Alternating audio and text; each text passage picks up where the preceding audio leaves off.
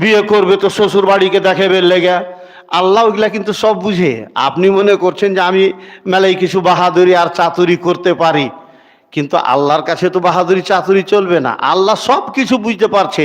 কোন নিয়েতে কেমন হিসাবে আপনি রোজা রাখলেন, দেখা দেখি না রাখলে বাড়িতে বাপ মা বকবে, লোকেরা নিন্দা করবে যে কেমন জি হাজি সাহেবের বাড়ির ছেলে আবার বলে লাতি, তো রোজা রাখে না, কেমন কুঢঙ্গা ছেলে।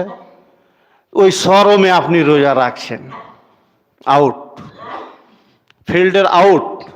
ওই রোজা আল্লাহ ধরবেন না। যেটা আল্লাহর জন্যই স্পেশালি রাখা হবে, আল্লাহকে খুশি করার জন্য। আল্লাহ তুমি রোজা রাখার বিধান করেছো, তোমার আদেশ মানার জন্য একমাত্র রোজা রাখছি আল্লাহ, এবং তোমার কাছে কিছু পাবো এই আশা করে রোজা রাখছি। তো আল্লাহ রোজা ছাঁটাই বাছাই করে নিবে, এই নয় যে সবাই রাখলে আর সবারই রোজা ঢালাওভাবে কবুল করে নিবেন, তা কিন্তু নয়।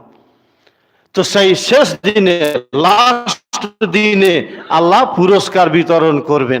যারা রোজা রাখবে, প্রকৃত পক্ষে যাদের রোজা গ্রহণযোগ্য, তাদের আল্লাহ পুরস্কার বিতরণ দেবে। পুরস্কার বিতরণ কি?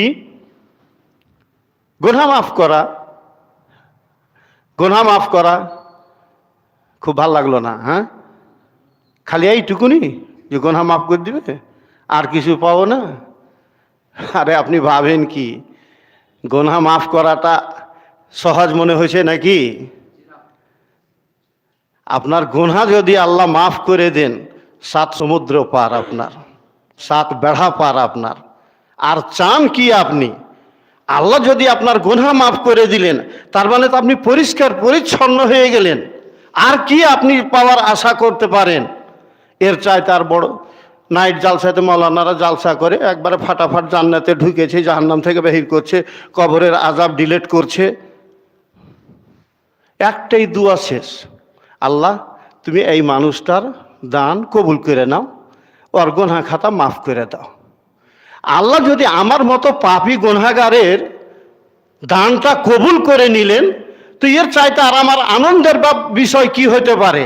যে আল্লাহ আমার দান কবুল করলেন, আল্লাহ আমার গুনাহ মাফ করে দিলেন, আমার 7 বেড়া পার, 7 সমুদ্র পার।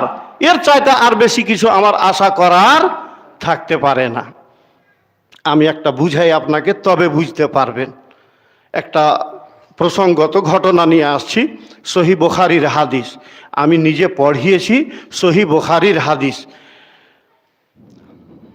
মাওলানা সাহেব জানেন, সবই উনি ধরবেন।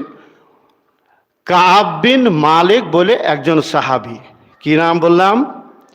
কাব বিন মালিক। কাব, কাফ আইন বা, কাব, মালিকের বেটা। কাব বিন মালিক, মালিকের ছেলে কাব। তবুকের যুদ্ধ হয়েছিল। আল্লাহ নবী ঘোষণা দিলেন সবাইকে যে সবাই যেন ওই যুদ্ধে অংশগ্রহণ করে।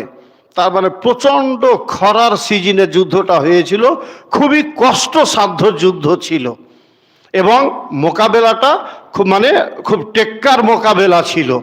তো আল্লাহ রাসূলের আদেশ সবাই যেন ওই যুদ্ধে অংশগ্রহণ করে। সবাই গেল, কিছু মুনাফিক এরা পিছনে থেকে গেল, আর অরিজিনাল খাঁটি মুসলমান যারা, ওদের ভিতরে 3 জনা পিছে থেকে গেল। যাব না এটা উদ্দেশ্য নয়, যাচ্ছি, যাব, এই সকালে যাব, এই থাকা বিকেলে বের হয়ে যাব। আমরা চ্যাংড়া মানুষ, যুবক মানুষ, ছিটছিড়িয়া ঘোড়া ছাড়বো, যে পৌঁছে যাব, এটাই নিয়ত। কিন্তু সকাল বিকাল, সকাল সন্ধ্যা এই করতে করতে আর বের হওয়া হইল না, দেরি হয়ে গেল, শেষ পর্যন্ত আর যাওয়াই হইল না। যুদ্ধ শেষ হয়ে আল্লাহ নবী ফিরে আসলেন। অনেক বড় কাহানি। ওখানে আল্লাহ নবী খোঁজ খবর নিলেন যে কইজি উমুক উমুককে দেখতে পেয়ে না, যে বলে আল্লাহ রাসূল ওরকে গরম ধরেছে, টাকা পয়সার এখন গরম হয়েছে, কেউ কিছু এরকম এরকম বললে। কিন্তু বেচারার একবারে অরিজিনাল খাঁটি মুসলমান, কোনো ভেজাইলা 2 নম্বরই মুসলমান নয়, মুনাফিক ছিলেন না, বা মুনাফিক স্বভাবেরও ছিলেন না। ফিরে আসার পর আল্লাহ রাসূলের নিয়ম হিসাবে মসজিদে 2 রাকাত নামাজ আদায় করে মুখ ঘুরিয়ে বসলেন। এবার যারা যারা যায়নি ওদের সবাইকে ডাক হয়েছে এক এক করে। সব এসে আপনা আপনা হিলা বাহানা করে, আল্লাহ রাসূল পেটে লাগছিল কি পাতলা পায়খানা হয়েছিল, কিছু একটা